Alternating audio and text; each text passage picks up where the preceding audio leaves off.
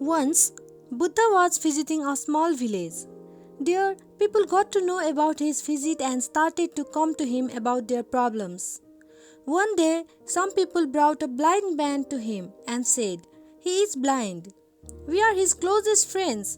We told him about light, but he is not ready to accept the fact that there is light. His arguments are such that we are at loss. Even though we know that there is light, we have to admit defeat. He tells us that he wants to touch light. How can we make it possible for him to touch light?"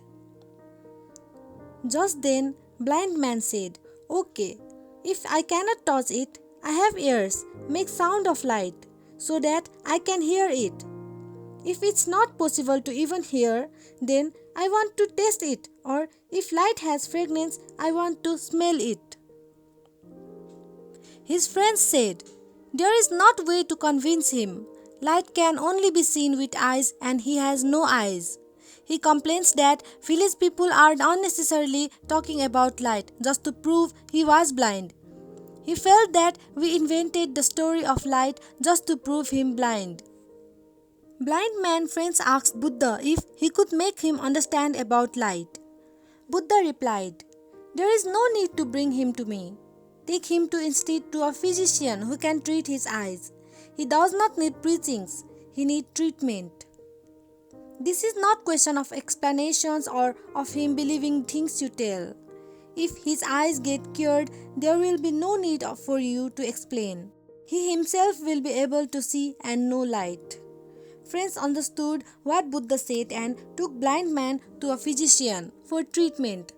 Fortunately, he was cured after few months. By that time, Buddha had already left that village. Blind man followed him and bowed to Buddha and said, "I was wrong. There is light, but I couldn't see before. Therefore, I didn't believe anything about light."